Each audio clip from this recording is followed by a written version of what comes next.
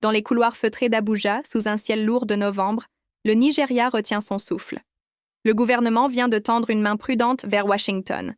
Aidez-nous contre les groupes armés, mais touchez pas à notre sol. C'est la réponse à la voix tonitruante de Donald Trump, qui, depuis la Maison-Blanche, brandit la menace d'une intervention militaire. Son accusation? Abuja laisserait massacrer les chrétiens. Imaginez le pays, 240 millions d'âmes, le géant démographique d'Afrique. Pourtant, plus de 30 millions d'entre elles serrent la faim comme un couteau. Au nord, la prière musulmane monte des mosquées. Au sud, les cloches chrétiennes résonnent. Entre les deux, Jos, ville miroir brisée, où chaque pierre semble porter la cicatrice d'une émeute passée. Et puis, depuis 13 ans, le nord-est hurle sous les assauts de Boko Haram, villages incendiés, familles arrachées à leurs champs, enfants transformés en orphelins ou en soldats. Ce soir-là, dans un studio aux lumières crues, Kamir Imamortimi Bifan, porte-parole du ministère des Affaires étrangères, s'assoit face à moi. Costume impeccable, voix posée, mais les yeux trahissent la fatigue d'un homme qui répète la même vérité depuis des mois. Des frappes unilatérales américaines? Jamais.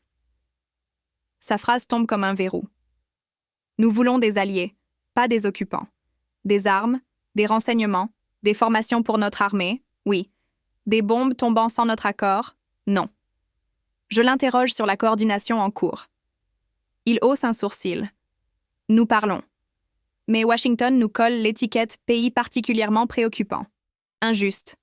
Oui, il y a des morts. Des chrétiens, des musulmans, des animistes. La majorité? Pas chrétienne. Trump a répété « Le Nigeria tolère le meurtre de chrétiens ». Bifan secoue la tête. Mensonge. Chaque vie perdue est une plaie ouverte pour la nation. Les coupables? Boko Haram, Al-Qaïda, Daesh et ses affrontements ancestraux entre éleveurs et agriculteurs. Récemment, le président a viré les chefs militaires. Ordre clair, traquez-les. En 2 semaines, l'armée a repris du terrain. Je glisse la question qui brûle. La menace de couper l'aide américaine. Il soupire. Les États-Unis sont un partenaire vital. Une rupture ferait mal. Mais nous survivrons. Et le mot qui fait frémir? Génocide chrétien? Fiction. Il cite l'ancien président, le 3 février 2020. La majorité des victimes de Boko Haram sont musulmanes. Rien n'a changé. Il frappe dans le nord-est musulman. Les bandits sévissent au nord-ouest musulman. Des mosquées ont été ensanglantées. Nous ne sommes pas fiers de cette violence. Mais cibler les chrétiens? Non. Un silence. Puis il ajoute, presque en confidence. Savez-vous que notre président est musulman et sa femme chrétienne?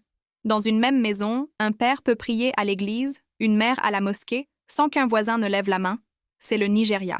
Tolérant, fragile, mais pas génocidaire. La caméra s'éteint. Bifan se lève, serre ma main. Dehors, la nuit d'Abuja avale les lumières. Quelque part, un drone américain plane peut-être déjà au-dessus du Sahel. Quelque part, un enfant pleure dans un camp de déplacés. Et ici, dans ce studio, une seule certitude demeure. Le Nigeria ne pliera pas. Pas sans combat, pas sans voix.